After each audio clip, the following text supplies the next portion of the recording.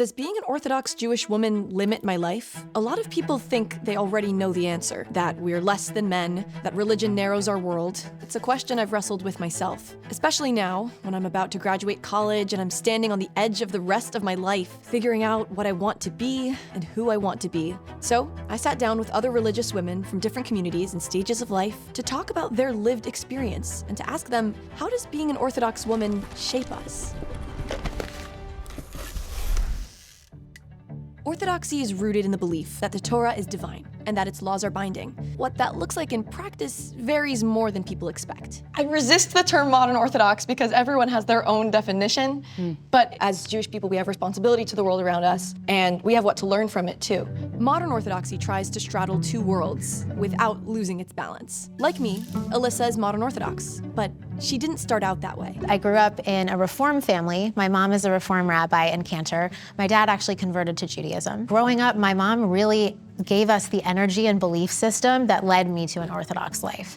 The way that I thought about Hashem, related to God, related to mitzvot, for me, all of that was actually very much Orthodox growing up in my family's context. And so when I was on my own in college, I found myself most drawn and connected to the Orthodox community. I grew up in a very yeshivish home. I grew up in a very potato cooker kind of house. In yeshivish spaces, rabbinic guidance is paramount, and paths are often clearly laid out.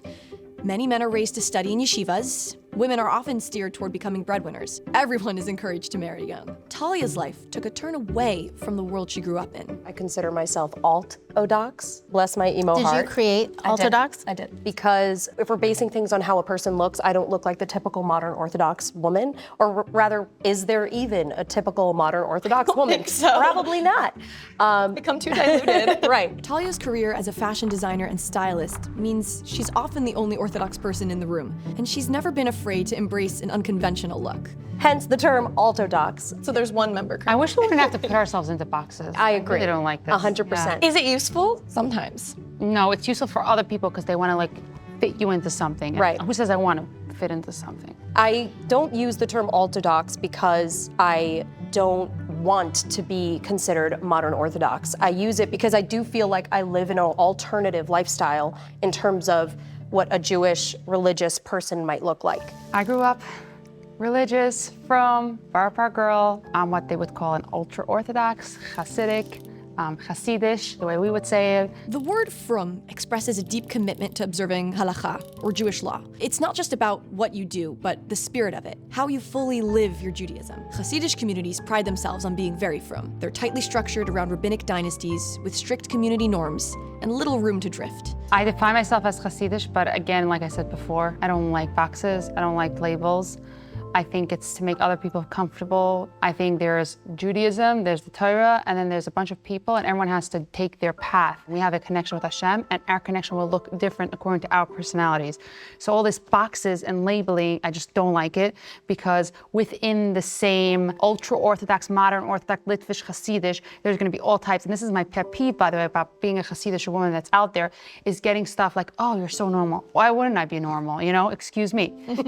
Excuse me. If you see some fanatic Jew on television banging his head on the wall or just saying crazy stuff, that's not what Hasidim are all about. Most Hasidic communities prefer to engage as little as possible with the secular world. Rivka's branch of Hasidut, called Chabad Lubavitch, actively embraces it.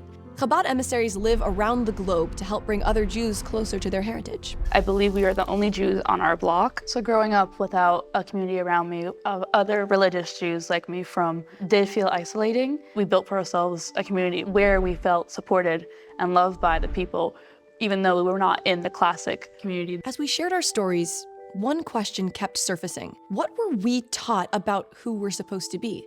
In Raizy's world, success had a very specific image. It's interesting. A lot of us, we were thinking about what we want to be growing up. The home was everything. So we look up at like the balabostas, which means like the really good homemakers that have it like all together. For a long time, Raizy was the perfect balabusta. But she wanted more than just her own kitchen. So 10 years ago, she broke one of her community's unwritten rules. She went online. So super excited to announce our new show, Gourmet Gliding with Raizy. Lemony and crunchy. This dish is really amazing. Did you ever experience any sort of tension between being an influencer and being a Hasidic woman? Definitely very unconventional what I was doing and what I still am doing. tiny drop more popular for Hasidic women to be online, but still not so much. A lot of people have different fears about what's going to be, you know, the school, their children. Oh, it's complicated. At the beginning, Like the school, schools don't want you to have internet access at all. So if you're posting online, Well, then how are they supposed to know about it if they don't have internet access? they have their, Of course they they have their ways. Those people didn't have access on Instagram, so I felt very safe. I was with people on Instagram, and they're fine with it, right? And then slowly, as the time went by, more and more people, even though they would say that they don't have access, they did, and they started watching, and that's maybe when they would be like, what's she doing? And then I sort of proved myself, I feel like, to the people that didn't get it. And I think it took some time for the people to come around and see what it is. It's serious, not a joke. It's not some girl looking for attention or being rebellious. This is me. I've always been out of the box, even in school. What started as homemaking inspiration turned into something much bigger. You know, when I started out, I was a recipe developer. My first 2 books were cookbooks. It was about preparing delicious food for Shabbos, and I wanted to share with women how to arrive to Shabbos like a queen, you know, because a lot of women in my community, I found, they were very martyrs. They would work so hard, and Shabbos finally came, and they prepared this whole big feast, and everything is clean, as if the president is coming, literally, because the Shabbos queen is coming to your house. I wanted to bring in the other aspects of you should arrive like a queen as well, you know? So how to take care, self-care, stuff like that. And then slowly, as I grew as a person, I learned that what makes a woman a really good wife or a really good mother is not just about knowing how to make the best fish or the best cake or the best challah. There were so many other things. I went through my own self-growth and learned how to change my beliefs and how to be more my feminine and how to learn and fill up my brain with good stuff so that I'm not constantly looking for validation or appreciation or whatever it is. Was that not obvious from the way? No, it was not obvious because nobody spoke about this stuff. When I started learning all these other stuff, that's what I started sharing. That's what Inspired Living is all about. That's what my book, The Anatomy of a Yenta, is about. This cooking and this hosting and this dressing your kids perfectly is not gonna fill you up. We need more. Our soul needs more. We need to feel connected. So I started bringing all those conversations to the forefront. In Raizy's world, going online wasn't just unusual. It risked real social consequences. But orthodoxy isn't a monolith. What feels radical in one community barely registers in another. So what were the rest of us told about our place as women? Even though I grew up in a pretty strict home, there was never a difference of, oh, because you're a girl, you can't do this, or only your brothers are gonna be able to do that. We grew up with, you do the work, you become what you want to be. Point of view that Chabad really stresses, my parents stressed a lot, is that there is no difference. We are all equal. There's no, you can do this, you can't do this. You want to be a doctor, be a doctor. You want to be an astronaut, go ahead. Obviously it won't be easy. It's possible in a way. My mom's I'm not stopping you. You have the chance to do it. You can succeed in everything that you want. I would not say that there is no difference between the roles of men and women in Judaism. I think it's very important that, yes, equal, but the roles are meant to complement each other, but they're different. I agree, yes, there are obvious differences. When someone comes to the door knocking, they need 10 men for a thing, or they need a Kohen for a minyan, I can't go do that. I think we're all inclined, we can do any occupation we want. She's a rabbanit. She is a woman that is a spiritual leader. It doesn't mean she's a rabbi with a beard. Alyssa is a rabbanit, or spiritual leader, at a modern Orthodox synagogue, working in tandem with a male rabbi. They're co-equal leaders who provide pastoral care, give answers about Jewish law, and deliver sermons and classes. Her role exposes a tension modern Orthodoxy grapples with. Women are often told they can have it all when it comes to secular accomplishments, higher education, careers, the C-suite. But in religious leadership, the boundaries are still being defined. And even where women do lead, certain lines remain in place. I don't count in a minyan. I don't daven from the Amud. I don't lead things. I don't count toward the service in the way that men do. We're very specific in what role a woman has in those ways. And there was a time where I tried really hard to daven, to pray Shachrit, Mincha, and Mariv with a minyan.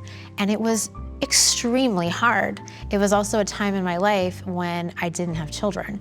And now that I have children, I can see the difference in what that looks like for me. Having more flexibility where I don't have to be praying with a minyan actually is something that's positive and not something that's exclusionary. In order to be a female leader, we don't have to take on male responsibilities in addition. But I think especially when we're talking about equality, I've learned, I think, over the years that there's wisdom in embracing who we are Have you encountered anything that would frustrate you in terms of how women are perceived in Judaism or how people interact with women as leaders in Judaism? I'm not so much of a frustrated person, though everyone has anger within them at times.